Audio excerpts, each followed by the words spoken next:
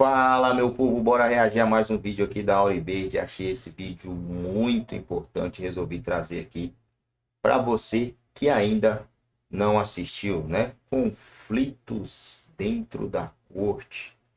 Esse negócio ainda vai estourar e vai ser um baita de um estouro. Calma, né? Tudo que tá muito desconcertado.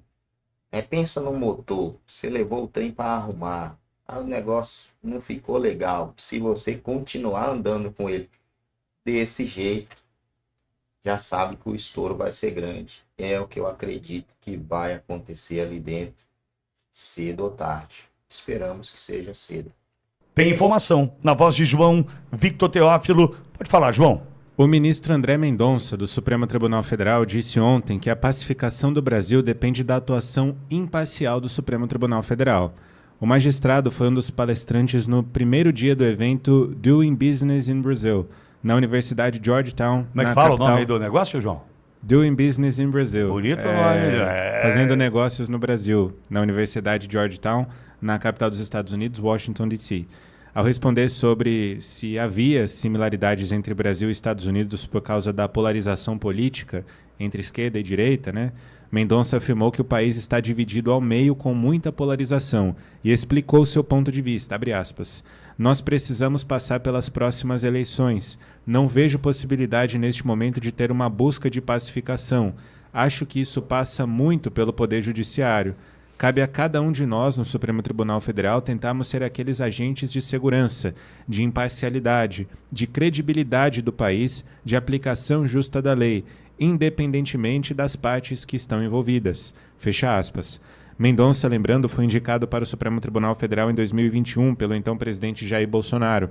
O magistrado tem sido muitas vezes... tem tido voto vencido quando o Supremo Tribunal Federal decide sobre temas relacionados à política ou a respeito de liberdade de expressão. Em seus votos, o magistrado tem sido um forte defensor da liberdade de expressão ampla, diferentemente de parte de seus colegas na corte. Em algumas ocasiões, quando julga por razões de segurança jurídica ser necessário votar com a maioria, acaba atuando de forma que pode parecer contra-intuitiva para quem acha que está apenas alinhado a uma posição política. Abre aspas. Eu prezo muito pela imparcialidade e há uma tensão muito grande entre linhas diferentes de ideologias no Brasil. Fecha aspas. Esse evento, do qual participa André Mendonça em Washington, começou ontem, segunda-feira, e vai até amanhã, dia 14. Além de Mendonça, participam também o presidente do Supremo Tribunal Federal, Roberto Barroso, e o ministro Luiz Fux. Vitória. Ô, João, entendo eu, e o André Mendonça está correto nessa fala, que nós precisávamos hoje ter um Supremo Tribunal Federal que desse a sensação ao brasileiro de que, diante de algo que precisa ser decidido pela corte, a gente olhasse só para a Constituição. É isso que está faltando, João. João, você acredita? Em algum momento, a gente ali atrás ouvia, o cara é legalista, o cara é legalista, né? O cara é legalista. O que porra é essa de legalista, bicho? É o seguinte, o cara é da lei, o cara é as letras frias da lei. Ok? Ok. Poxa, mas não dá para interpretar assim? Não dá para pegar uma brecha assim? Veja, quando a gente fala de brecha, quando a gente fala de abertura de possibilidade de interpretação, nós também precisamos colocar a culpa, e eu não tenho nenhum problema em usar essa palavra, culpa, no legislador. Conversávamos esse final de semana, em família, justamente sobre isso. Quando abre muita possibilidade de interpretar, João, quando abre muita brecha para interpretação, o problema não é de quem vai julgar, o problema é de quem legislou.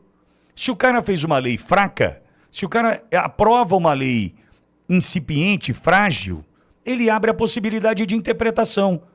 Se a resposta não é completa, se a frase não está correta, ele abre a possibilidade do cara falar assim, deixa eu dar uma interpretadinha aqui. Pronto, lascou-se. Quando a gente está falando de Supremo Tribunal Federal, João, tempos atrás, a gente tinha um Supremo Tribunal Federal que defendia a Constituição, que é exatamente o que a gente quer. Quando a gente fala da independência e da harmonia entre os poderes, o que eu quero? Eu quero o Supremo Tribunal Federal cumprindo com o seu papel, defender a Constituição. Qual é o problema hoje? Quando cai no Supremo Tribunal Federal, seja no pleno, para os 11 votarem, seja em turma, para os 5 votarem, a gente já sabe como vai votar. E não é em função do que diz a Constituição, é do que pensa aquele juiz, aquele ministro do Supremo politicamente, ideologicamente. E é pauta contra o Bolsonaro, ferro no Bolsonaro. E é pauta contra a esquerda, nem aparece, não tem 24, 48, 72 horas para se posicionar. Diante dos absurdos ocorridos no INSS, Carlos Lupe, que aí abriu mão do Ministério da Previdência Social, ficou por quantos dias sem dar uma resposta à sociedade? E não foi provocado nem por PGR, nem por STF, não foi provocado por ninguém. E se fosse no governo Bolsonaro? Qualquer decisão do governo Bolsonaro passava imediatamente por uma cobrança com prazo determinado para a resposta pelo Supremo Tribunal Federal. Ou seja, João, o que André Mendonça está tentando me dizer, e eu concordo com André Mendonça, é o seguinte: amigos do Supremo, vamos voltar a defender a Constituição? Podemos? Podemos simplesmente fazer o que nós somos pagos para fazer? Eu não me lembro, no juramento ou na descrição da função de um ministro do Supremo, que ele tem que defender ideologia. Só que a partir do momento em que o presidente da casa, no evento da Uni, diz vencemos o bolsonarismo, ele está dizendo para mim exatamente o que ele pensa, politicamente falando.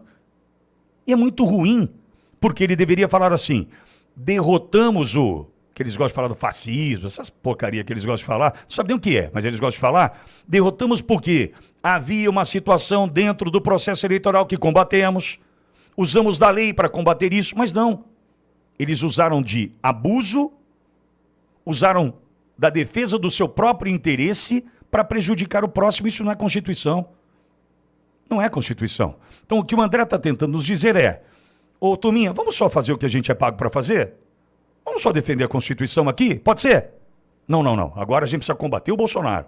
Não, agora a gente precisa mandar prender mais gente, porque vai justificar a prisão do Bolsonaro, condenado que vai ser a 38 anos. É isso que eles estão tentando dizer. Eles estão tentando me dizer, por exemplo, que simplesmente ignoraram o que o Congresso fez ali na semana passada, com 315 votos. Eles estão tentando me dizer que aquilo não vale nada. Ou seja, eles estão tentando mostrar para a população o seguinte: não adianta votar para deputado federal, porque quando cai aqui a gente faz o que a gente bem entende. Inclusive não cumpre a Constituição. Destruíram o Brasil. Edson, o outro vídeo que eu mandei é do Cleitinho. Põe também, para a gente mostrar o tamanho da destruição do PT, quando o assunto agora Correios. Eu tenho uma informação aqui de um funcionário dos Correios, João, gente séria, fonte boa, de dentro dos Correios. Acredite se você quiser, 3 meses sem recolher fundo de garantia. 3 meses. Terceirizado já ficou para trás. Tem notícia sobre isso, João? Tenho, inclusive eu queria até trazer esse vídeo do Cleitinho, que bom que você separou, Pitoli. Os Correios divulgaram ontem um plano estratégico para tentar principalmente reverter o prejuízo de 2 bilhões e 600 milhões registrado no ano passado e melhorar o fluxo de caixa da estatal. Entre as medidas em estudo está a redução da jornada de trabalho, o que implicaria na diminuição proporcional dos salários dos empregados. A estatal apresentou o plano em um documento interno. Mais tarde, a companhia expôs o projeto. A estimativa é de que, caso todas as ações venham a se concretizar de forma eficiente, a economia pode alcançar ainda neste ano o patamar de R$ 1,5 bilhão. Sob a presidência de Fabiano Silva dos Santos, cujo mandato vai até o dia 6 de agosto deste ano, os Correios afirmam que o êxito da proposta depende sobretudo do engajamento dos funcionários. Atualmente, a estatal reúne cerca de 86 mil empregados que sofreriam impacto direto em razão dessas mudanças que ainda estão em análise, segundo aqui os Correios. O anúncio ocorre em um momento de preocupação com a sustentabilidade da empresa, que nos últimos 2 anos registra seus piores índices de desempenho da história. Além disso, enfrenta graves dificuldades para equilibrar as contas. Um dos motivos seria a má gestão do governo atual associada à crescente concorrência do setor de logística e das mudanças no perfil do consumidor, que está cada vez mais digital. E aí são vários aqui os planos dos Correios, Pitoli, inclusive a redução do salário, mas a gente tem um vídeo aí do senador Cleitinho, ele até escreveu o seguinte: vão querer me prender. Invadimos os Correios para mostrar o retrato do governo Lula. Aperta o play para minha edição. Esse é o vídeo do Cleitinho. Não chegou, mas não vai chegar não. Deixa eu mostrar para vocês o retrato que é o governo PT dos Correios. Vem comigo aqui pra vocês verem o que é carreta que tá parada aqui. Olha isso aqui, gente. Olha a quantidade de carreta que tá parada aqui em Minas Gerais. Agora isso tá acontecendo, não é só aqui em Minas não. Tá acontecendo no Brasil inteiro. O que tem de carreta parada no Brasil? Sabe por quê? Porque o Correios não paga. O Correios não tá pagando. Tá dando cano no fornecedor. Olha o que é carreta, olha isso aqui. Carreta dos Correios, olha isso aqui. Vai mostrando aqui. Aqui dentro desse pátio, só nesse pátio aqui em Minas Gerais, tem 100 carretas paradas. A sua entrega, a sua mercadoria não vai chegar. Não tem previsão para chegar. Por isso que eu estou escancarando tudo aqui, que minha função é fiscalizar. Vocês estão ferrando com o povo. Agora não tem dinheiro para pagar o fornecedor. Eu vou mostrar para você lá. Olha lá o que é carreta, ó. Olha o que é carreta, ó. Vai mostrando aí. Sua mercadoria não vai chegar, porque não está pagando. E agora, sabe o que eles estão fazendo? Estão abrindo uma licitação agora de quase 500 milhões de reais. Meio bilhão de reais, gente. Olha isso aqui, ó. Deixa eu mostrar para vocês aqui, ó. Correio vão gastar 380 milhões com a agência de publicidade. Quase 500 milhões. Quer dizer, não tem dinheiro para pagar o fornecedor, mas tem para usar para publicidade. Com o Gilberto Gil, gente, olha isso aqui que beleza. Olha aqui, ó. O TCU foi acionado porque o Gilberto Gil está fazendo um turnê de 4 milhões com dinheiro do Correio que está falido. O Correio está quebrado, mas eles têm coragem de gastar 4 milhões com o Gilberto Gil. Olha o que é a carreta aqui, mostra aqui. Mostra o que é. Compartilha esse vídeo pro Brasil inteiro. Eu estou encaminhando pro TCU para poder notificar os Correios. O Correio está com déficit de quase 3 bilhões de reais, mas está tendo coragem de gastar quase meio bi com publicidade. Paga o fornecedor. Está com previsão de ficar 60 dias sem você, brasileiro, sem receber sua mercadoria. Não chegou, não vai chegar não. Olha lá, mostra lá. Olha lá. E é no Brasil inteiro. Agora eu estou encaminhando aqui pro STF também, vem comigo, olha aqui. Estou encaminhando pro STF. Vai dar 24 horas para o governo pagar o fornecedor, porque senão o povo brasileiro não vai receber a mercadoria não. Eu estou encaminhando aqui para a PGE, para o TCU, para poder notificar. Vocês não vão gastar 500 milhões, quase meio bilhão de reais com publicidade. Vai pagar o fornecedor. Olha isso aqui, gente. Vem comigo. Olha aqui. Correios aqui, ó. Mostra aqui, Correios. Ó. Tá com déficit de quase 3 bilhões de reais. Tá quebrado, tá falido. Tá falido. Olha aqui, ó. Olha lá, ó. Mandou, chegou. Não vai chegar não, viu? Não vai chegar. Olha aqui o que é carreta, ó. Mais de 100 carretas aqui nesse pátio aqui. Agora não é só em Minas Gerais, não. Em São Paulo tem carreta parada. Em Goiás tem carreta parada. Entra, galera. Filma. Filma e manda pra gente escancarar o que é o governo do PT. O que ele faz com as estatais. Eles quebram as estatais. E ainda tem, eu vou repetir, eu vou falar isso aqui 10 vezes. 500 milhões com publicidade. Quase 500 milhões. Mas o pago do fornecedor. Correios. Vem cá aqui, ó. Correios. Ó. Correios. Ah. Essas carretas aqui, gente, ó, novinha, viu, de 2020, mostra aqui. Essas carretas são de 2024. Estão todas paradas aqui porque não paga os fornecedor. Mas quer gastar 500 milhões de reais com publicidade. Não vai gastar, vai pagar o fornecedor para as mercadorias do povo brasileiro chegar em casa. Bando de cretinos, de canalhas.